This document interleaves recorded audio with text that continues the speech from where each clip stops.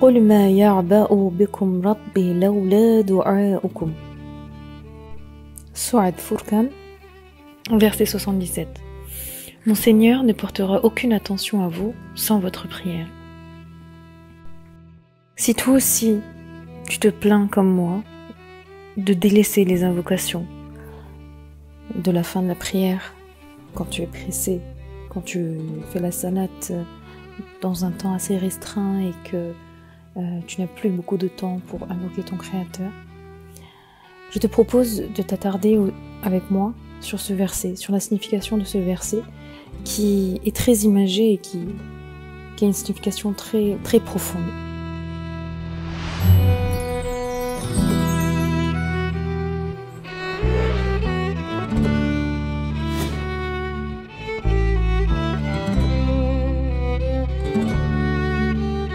Bismillahirrahmanirrahim. Avant tout, rappelons-nous ce que signifie le mot dua dans ce verset. Dua, c'est la prière, mais pas au sens de la salate, la prière, l'adoration qu'on fait 5 fois par jour, mais c'est l'appel, la supplication au Créateur. Étymologiquement, ça signifie se retourner vers son Créateur et partager avec lui le plus profond de soi.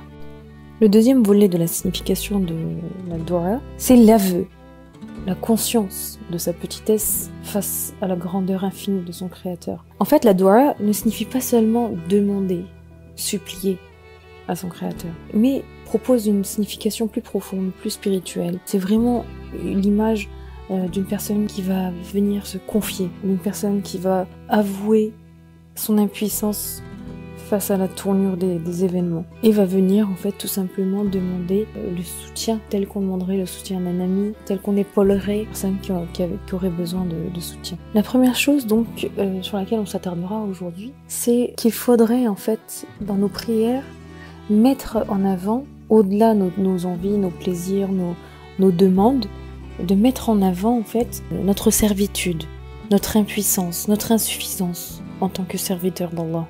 C'est de réaliser en fait qu'on est face à notre Créateur, c'est de s'imaginer en face de lui. Quand on est sur notre tapis de prière, on ouvre les mains pour prier, pour faire l'invocation.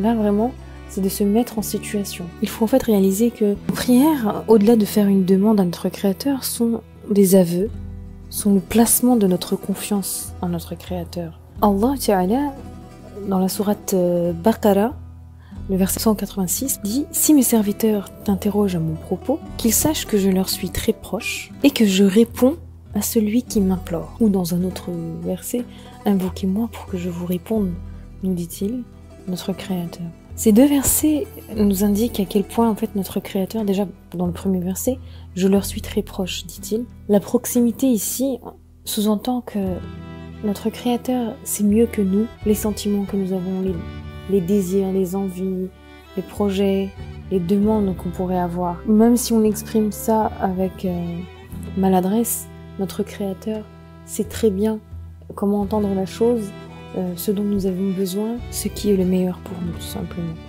C'est notre Créateur qui a cette connaissance la plus parfaite qu'il puisse être. Ainsi, l'invocation n'a pas pour but ultime que nous fassions une demande envers notre Créateur.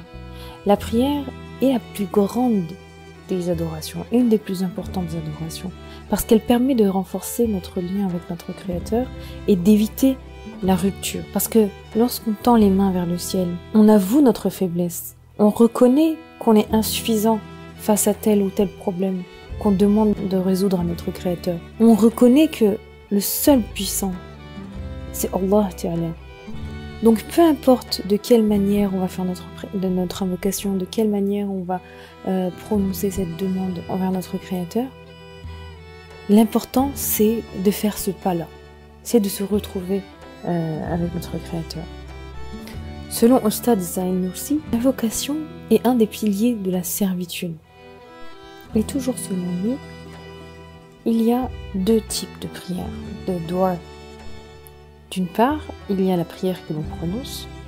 Donc, imaginez-nous la fin de la salade, on tend les mains vers le ciel, on prononce selon nos mots ou selon les mots rapportés par les prophètes, différentes prières, différentes invocations, différentes demandes envers notre Créateur. Et à côté de ça, on a une deuxième manière de prier, qui est classe là aussi en 3 sous-catégories. La première, c'est la doua par le langage des compétences.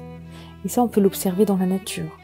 Quand on plante une graine dans la terre, la température, l'eau, les rayons du soleil, la terre, toutes ces conditions réunies sont en quelque sorte une invocation. Elles demandent en quelque sorte à Allah que pousse la plante. Donc ça, c'est le langage des compétences. Ensuite, on a le langage de la nécessité.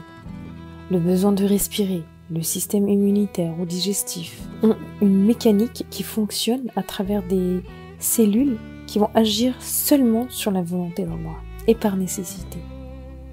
Donc on se rend même pas compte en fait que notre corps obéit à l'ordre d'Allah qui répond à notre besoin de vivre, de respirer, de digérer, etc. Et enfin, on a la doua qui se fait par le langage d'action. Cette manière de prier est attribuée aux êtres dotés de conscience. Le fait d'agir pour l'obtention du vœu. J'ai faim, je cuisine. Ça, c'est une doua. Si je ne cuisine pas, le Créateur ne va pas faire apparaître nulle part un repas en face de moi. Il faut que j'agisse pour l'obtenir. Ustad Saïd Nursi explique que la prière a un effet énorme. Et il va jusque dire que c'est même une des raisons de la création. Pour comprendre son propos, il faut avant tout comprendre le fait que le Créateur, Allah Ta'ala, est au-dessus de toute notion du temps. D'accord ? Donc en fait, en créant l'univers, il y répond déjà à la demande d'un bonheur éternel. Cela dit, n'oublions pas que la prière est avant tout une adoration. C'est un acte d'adoration. Donc il n'y a pas lieu d'attendre une récompense ou d'en attendre la réponse dans l'immédiat. Il faut d'abord considérer la prière comme un acte d'adoration. Il ne faut pas considérer la prière en se focalisant sur la récompense, sur le résultat, sur l'obtention de notre demande. Même si notre Créateur nous promet dans différentes sourates, dans différents versets qu'il va exaucer nos prières. Parce qu'en fait, un croyant, en lisant ces versets où le Créateur nous promet d'exaucer nos prières, il n'est pas supposé garder un doute sur la réalisation de sa prière. Il est supposé croire que son Créateur est le meilleur de ceux qui promettent et le meilleur de ceux qui exaucent les prières. Et ainsi, il devrait accepter que ces prières vont être exaucées, soit telles qu'elles ont été prononcées, soit en de meilleures conditions que le Créateur décidera, que le Créateur jugera meilleur en fait. Ustad Saïd Nursi donne même l'exemple ici de la prière du père de Maryam. Lui priait pour avoir un fils, mais son épouse va finalement donner naissance à Maryam, mère de Isa. Donc vous voyez que là, Allah Ta'ala va exaucer sa prière, mais en de meilleures conditions.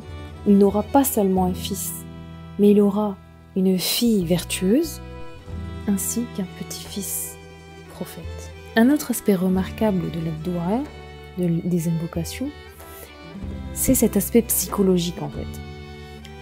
On se rend compte, quand on tend les mains vers le ciel, qu'on prononce nos invocations, on est conscient, on est sûr, on est convaincu que quelqu'un nous écoute, quelqu'un qui nous comprend mieux que quiconque, quelqu'un qui nous fait miséricorde et qui est au-dessus de toute chose, qui maîtrise toute chose, est au bout du fil, tout simplement.